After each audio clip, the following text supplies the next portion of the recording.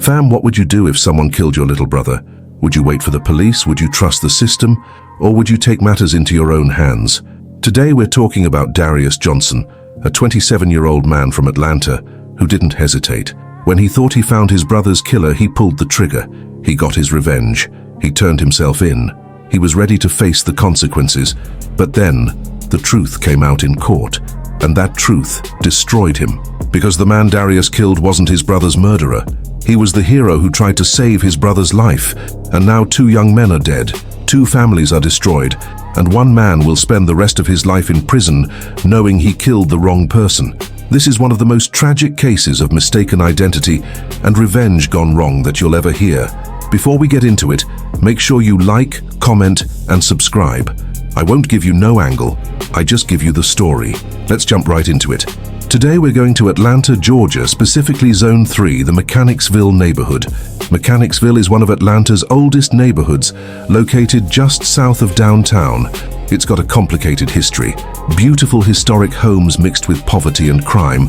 Families who've been there for generations watching their neighborhood change, sometimes for better, sometimes for worse.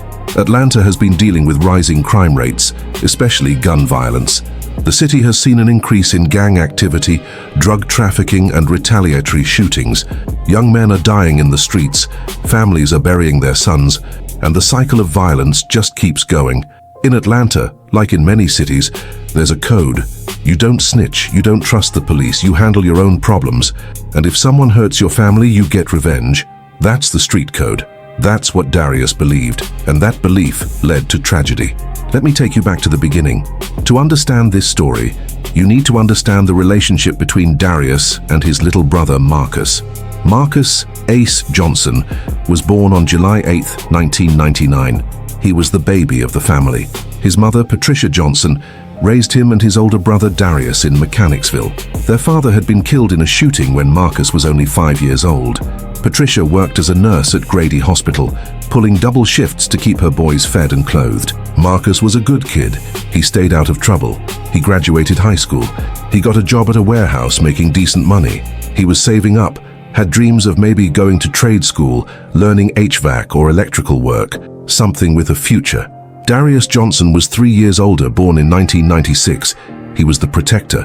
When their father died, Darius stepped up. He became the man of the house at 11 years old. He made sure Marcus stayed in school, made sure he didn't get caught up in the streets. When Marcus was 12 and some older kids tried to jump him, Darius, then 15, fought all 3 of them. Didn't matter that they were bigger. That was his little brother. When Marcus was 16 and some gang members tried to recruit him, Darius literally dragged him home and made him promise to stay away from that life. "I'm not losing you to these streets," Darius would say. "Dad's already gone. I'm not burying my little brother too." Marcus listened. He stayed on the right path. He made his mother proud.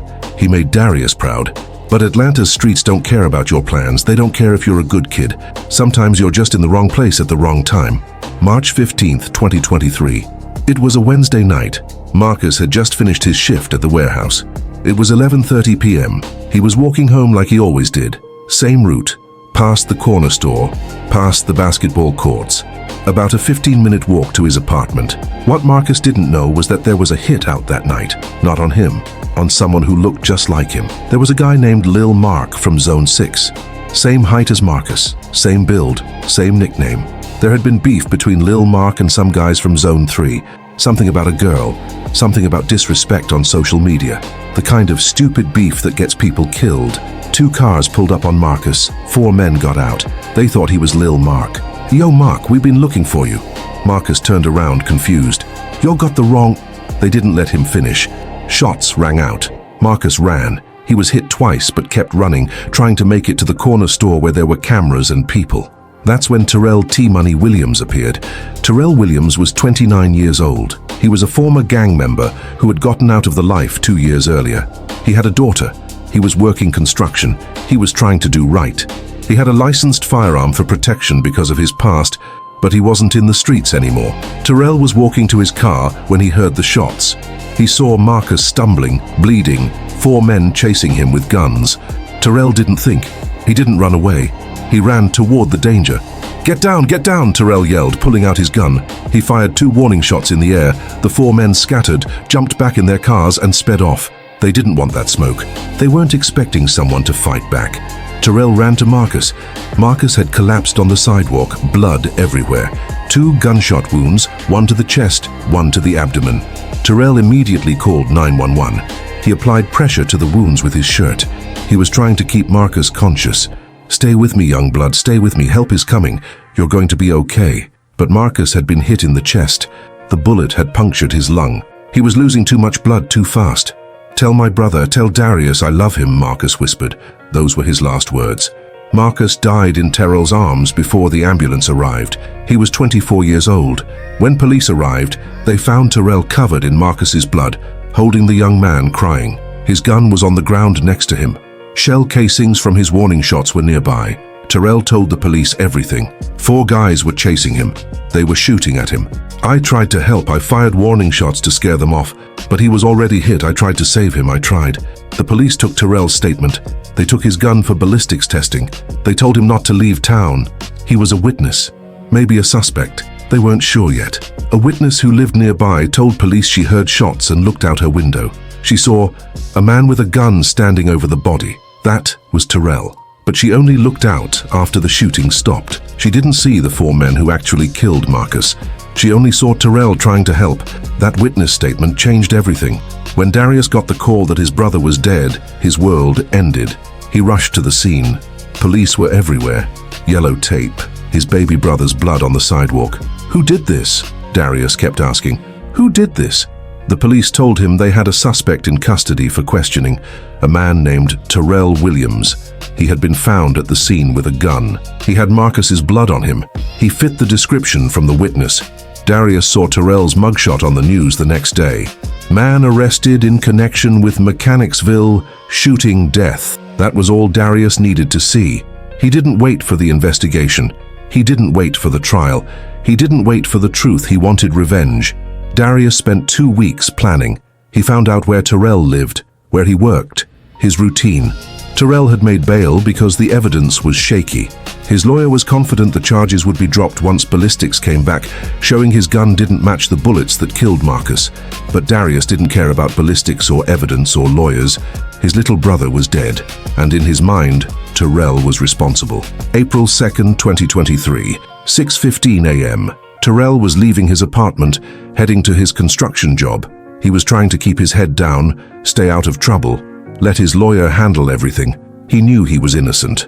He knew the truth would come out. Darius was waiting in the parking lot. "Yo, Terrell!" Terrell turned around. He didn't know Darius, didn't recognize him. "You killed my brother."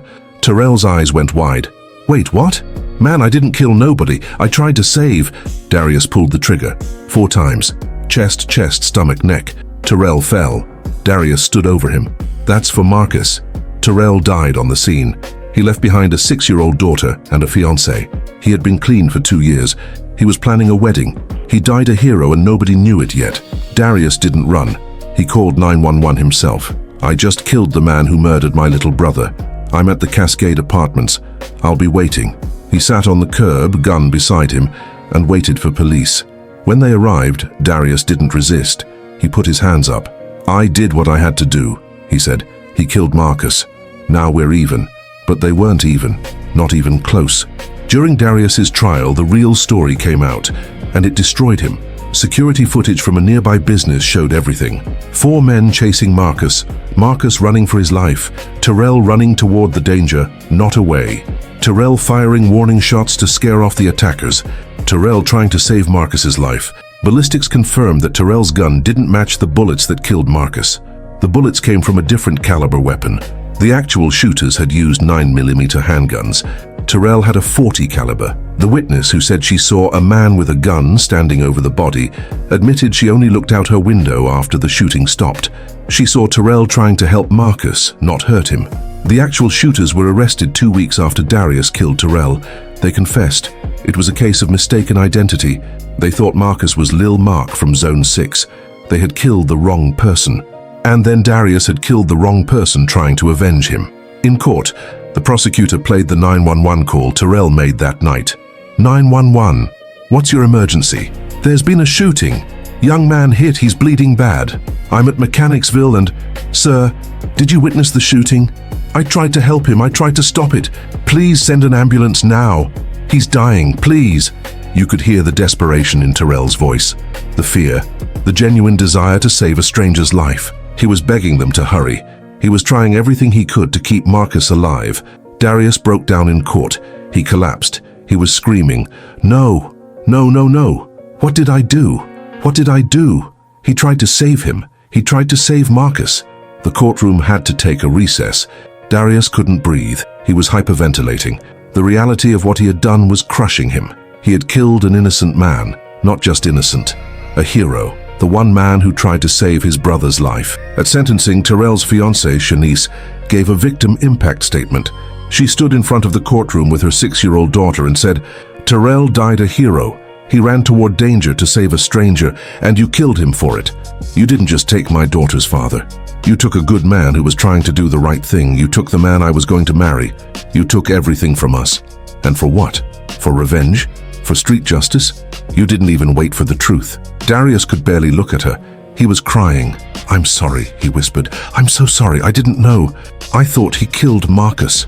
I'm so sorry." But sorry doesn't bring people back. Sorry doesn't give that little girl her father back. Sorry doesn't undo what was done.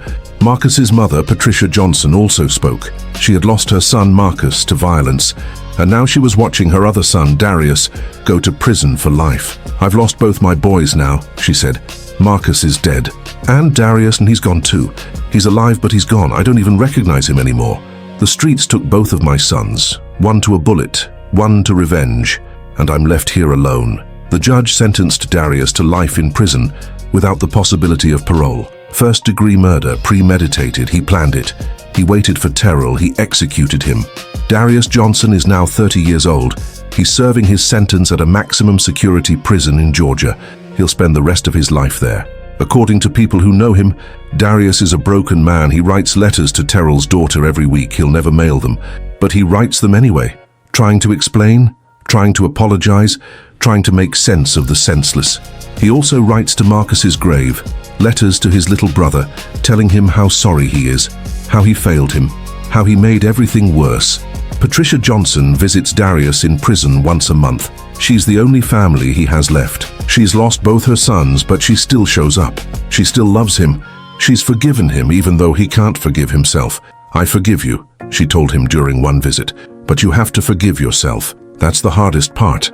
But Darius can't forgive himself. How do you forgive yourself for killing a hero? For killing the one man who tried to save your brother? The actual shooters who killed Marcus got 25 years each. They'll be out in their 40s. They'll have a life after prison. But Darius, he'll die in prison. And Terrell, he's dead. And Marcus, he's dead. 3 lives destroyed, 2 families shattered.